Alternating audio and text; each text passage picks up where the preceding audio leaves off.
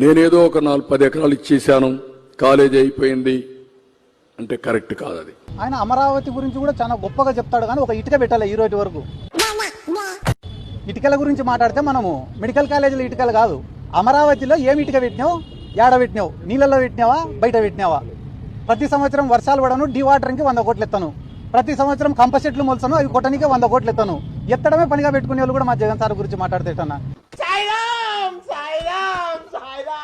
మీ అందరి సమక్షంలో ఒక ప్రశ్న అడుగుతాను నేను. తెలుగుదేశం వాళ్ళు ఈ 15 నెలలు 16 నెలల్లో ఒక్క పని చేసినారా? ఒక్క పని, ఏదైనా ఒక్క పని చేసింటే మీరు చెప్పండి. సూపర్ 6 అమలు చేశాం. ఎవని అబ్బా సొమ్ము ఇచ్చినాడు, ఎవడి జోబిలో నుంచి తీసి ఇచ్చినారు? I'm sorry to say this. నేను ఆ మాట మాట్లాడకూడదు, కానీ ఎందుకు మాట్లాడినా అంటే, అరే మీ తాత సంపాదించిన ముళ్ళ ఇంటి నువ్వేంది ఇవ్వడానికి? ఇప్పుడు వాళ్ళు పెన్షన్లు కానీ, తల్లికి వందనం కానీ, అదేదో 20,000 ఇస్తామని చెప్పి 5,000 ఇచ్చిన అన్నదాత సుఖీభవ కానీ ఎవడైనా సొంత జోబులో నుంచి ఇచ్చినాడా?